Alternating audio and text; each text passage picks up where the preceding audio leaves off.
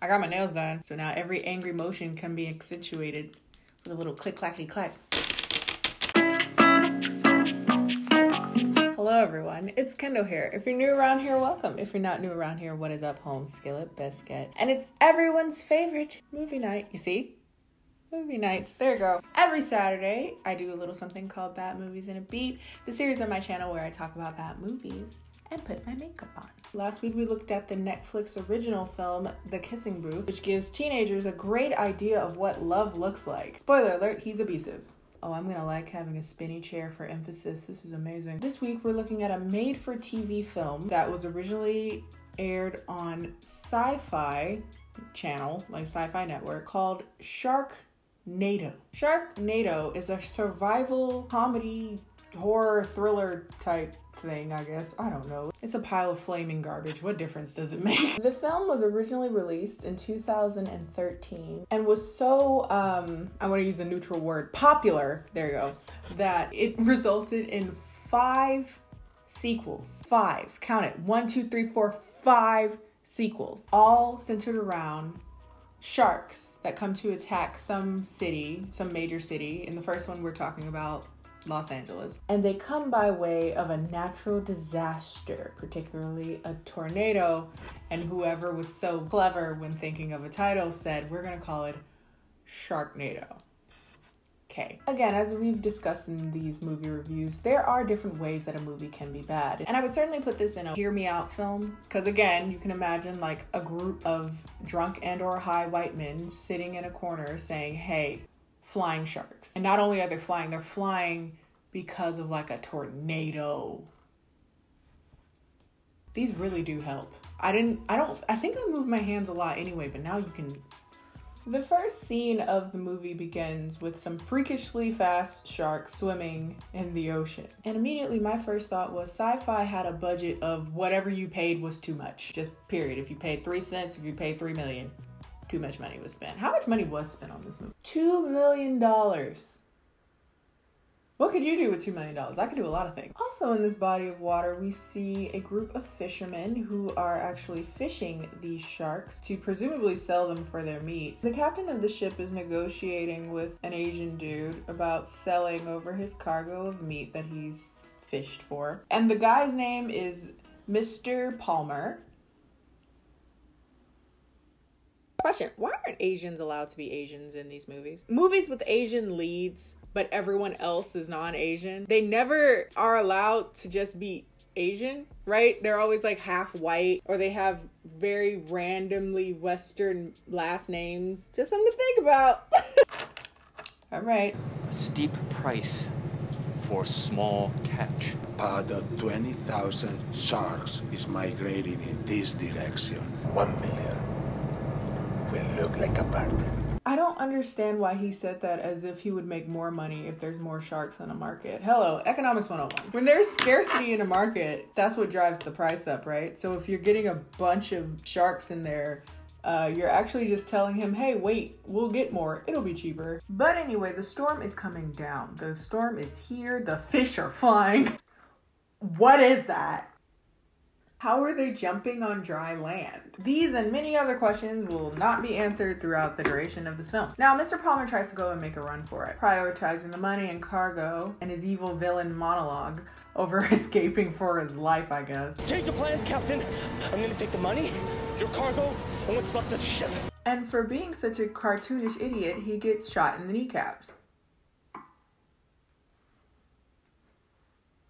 'Tis what happens. And then eaten by a shark. And then the captain, I don't really know what happens to the captain, because they show a guy getting eaten, and I think they're alluding to him being the captain, but that's a different dude. That's not the same dude. Y'all think I wouldn't notice it? Maybe because this movie was not meant to be watched more than once. He had a real dusty blonde beard, and now he's a true brunette. But let's assume he's dead too, because does it matter? He doesn't show up for the rest of the movie. Actually, this entire opening scene is pointless. So fast forward, we're at the beach where we meet Finn, who is a bar owner and former professional surfer. Now that I think about it, this isn't really important to the movie either, that he used to be a surfer. I guess it matters for like 5 minutes. The rest of the movie, this was pointless. But he's a former surfer. We also meet his friend Baz, who is his like right-hand man. They're out in the water and they see like a storm rolling in. One that apparently they knew about because it was coming from Mexico and coming over to California. And for some reason, they thought that was the day they should go surfing.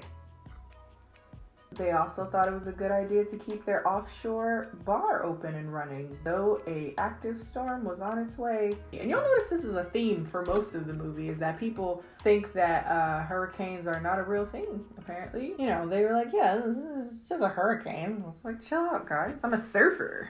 Is that what they do, surfer? And that apparently is enough to have no one really concerned about him out in the water either. Finn's out there. Yeah, but I wouldn't worry about Finn. I mean, he's the best surfer I've ever seen. Next we gotta meet this annoying chick, Nova, and this creepy grabby dude. His name is George, I think. They want him to be this lovably creepy guy, but no, that's not a thing. And Nova's supposed to have this like backstory that she hates the sharks more so than anyone else because she's been bitten by a shark when she was a kid and it resulted in people dying and whatever.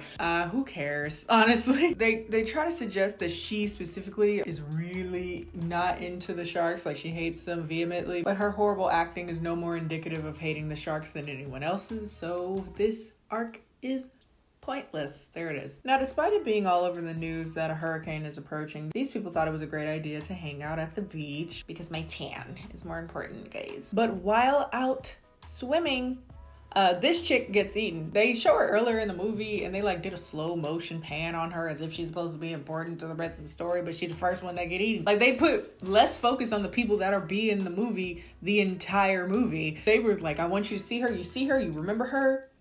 Nah, she did. But like, honestly, anyone that dies in most of this movie, you deserved it.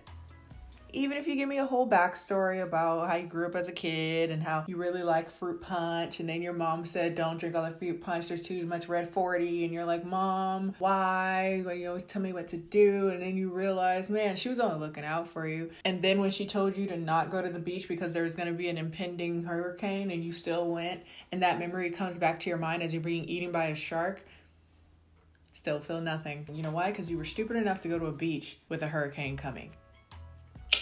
And then the lifeguard is like, out of the water. Like, why were they there in the first place, sir? Why was the beach even open? Like, they didn't have, like, caution tape, like, don't go to the beach today. An advisory somewhere, don't go to the beach today. It's like it's trying to tell me that, like, Southern Californians don't believe that death is a reality for us all. Also here, we notice a very ongoing problem with this entire movie. It can't decide what the weather status is. Like, from frame to frame, it'll be sunny, and then it's raining, and then it's gray. Anyway, Baz gets bit in the leg, or so they want me to believe, even though this looks like a giant Muppet, who did not sink its teeth into his leg at all. What? I don't understand what I just saw. Again, that's a lot of sunlight for a hurricane, but okay. So after their first meeting with the sharks, they go back to the bar that is still open for some reason, as if a hurricane is not still approaching, but okay. The only reason we die is because we accept it as an inevitability. At this point, these videos are just me making Family Guy references and hoping that someone gets it. Why are they looking out at the storm like they're at SeaWorld? Like they're about to see some turtles. Like, leave the coast? Leave the beach, maybe? Why is the color correction so bad? Who edited this? Me? Do they have knees? Have they been drafted? Where'd these hops come from? Anyway, they go behind the bar and they get weapons, like hella weapons, like a shotgun. You own a casual bar by the beach, what you need a shotgun for, sure. These survival movies always get me about how they acquire weapons because they're always way too prepared for this. Like, yeah, some sharks? Yeah, I got a shotgun. Now that's how water works. That's not how water works. Why is there only a little the entire bar flooded with water. But for some reason, right in front of Nova, there's just a little bit, just a sprinkle, just a squirt. And why do sharks look like Diglets? Now, once they're finally out of the bar and relatively safe, Finn decides that he needs to go check up on his ex-wife and his daughter. And the entire time they're driving to find them, I can't help but ask, how high is this water? You're not picking one. While traveling, they meet this very discriminatory wave that only kills the people that are right in front of them. And they just kind of act like, yeah, that makes sense. No panic, no fear, no nothing. No, oh my God, let's move the car because water goes downhill. Like, so much water flooded that area. There is literally no way that the car would avoid being washed away by all that water, but yet that makes sense. Physics, what is that? This movie kind of acts like water has a mind of its own and it knows not to run over our characters. Like in any other situation where like physics exists, this entire car would be pushed downstream and hit with all the other cars that will be affected as well. But because this is a movie and they need to survive until the end, skirt. Just kill the people that are just extras. Speaking of the extras, they are in trouble. And so Finn decides to leave the car and to go help the people that are stuck downstream, which also doesn't make sense because if there's so much water that it's flooding, how are you easily able to leave the car? Okay, speaking of which, somehow people are dying because of sharks, even though there isn't enough water in the area for there to be sharks swimming in it. Like at this point, they're running from only rain. Our lovable sexual assaultist, what is that? Ends up killed by an incoming wave. Oh no. Whatever will we do? And they seem about as beat up about it as I am. It's not gonna end. Flood channels, storm drains, sewers. This movie has a tell. If someone's gonna die next, they usually have them standing alone while there's a huddle of people looking at them. Eventually, they finally make their way over to Finn's ex-wife, where his daughter and Finn's ex-wife's boyfriend is. The boyfriend looks like Farquaad, kind of talks like him too. Beverly Hills emergency services are second to none. Die already! Did she just hit the shark with a gun? With a loaded gun? Instead of shooting the shark with the loaded gun, she hits it with the gun and screams, "Why won't you die?" I don't know, Nova. I don't know. They're throwing bookshelves instead of just shooting the If I don't focus on my makeup, I'm about to get mad. I'm there. I'm at the edge, man. I'm getting furious. That Capricorn logic bone is showing like, this is stupid. Why do you do this to yourself, Kennedy? Why do you like to... Is it just because I have this need to feel smart, so I watch the stupidest things? I need therapy. This doesn't make any sense. How is it so far away and so close at the same time? Is it two different sharks? And why is she just now shooting it? And also, why did she shoot it like 5 times? It's a shotgun. You shoot them once and it'll do. And now your dumb ass out of ammo. And why did they only put makeup on his face and not the rest of his neck? Anyway, while I was raging, they decided to go pick up Finn's son, who is at flight school or something in a nearby area. He actually didn't know that he was in flight school. He thought he was in Florida, which is going to be important to a problem that I have later in the movie. But just know that he had no idea he was in flight school. So now they're going to all go and get him at flight school. And while they're on the road, they hear that a tornado is coming. So not only is it a hurricane, it's a tornado. It's a horicado. A torricane. It's a horicado. Thanks. Anyway, along the way, they end up seeing a full bus of children who have been stranded and surrounded by sharks. So of course they have to save them. I don't know why I said it like that, like, F them kids. But they stop to save the kids. And for some reason, it's only a hurricane under the bridge, while on top of the bridge is completely sunny. And it's a beautiful California day. Like, it's golden hour up there. They can take some bomb-ass selfies. $2 million. $2 million that people spent. This entire scene makes my fat kid fears come alive because like if I was actually in a situation where I had to climb rope to save myself, girl, I'm just let them eat me. It's over. The upper body strength of a jellyfish. Anyway, yeah, the hurricane is cleared up. Now it's just a tornado because why not? And inside said tornado are sharks because why not? And of course these sharks are still alive and ravenous, even though they've been whirling around in a category 5 tornado. They end up stealing a truck in order to get away, and that truck has so much of a montage. Like, are they sponsored? Jeep Wrangler say, you know what I want my name to be in? Sharknado. I don't even know if Jeep makes the Wrangler. Is that a Dodge Wrangler? I don't know cars. And the police barricade them from driving away for some reason. I don't, if people are trying to evacuate a hurricane, why would the police keep them, like make them stay? That's not a thing, but okie dokie. But I guess we need this in place to have this beautiful chase scene where they run away from the police and use nitrous, because of course they got a car with nitrous in it. Can you just buy a car with nitrous in it? Like, I don't think so. Also, why does the police have so much time to chase people? Like, are they not in an impending apocalyptic shark flailing tornado situation? Like, why do y'all have so much time for this? And also, why is it so damn bright outside if it's supposed to be God? They eventually end up going to the flight school where Finn's son is. His name is Matt. I don't know why they assume that he would be at flight school as opposed to like evacuating to a safer area, but he is still there, so maybe they just knew he's an idiot. Anyway, they find him hiding in a shelter at the school, and apparently they know about this like weather situation, but they don't know about the sharks, which doesn't make sense. Better find something to protect ourselves and quick. From what? From the storm? From the hurricane? Like, even if the sharks weren't a thing, like, this is still like a situation where you need to be safer than this. Well, it doesn't even matter because she ends up standing alone, so you know what that means.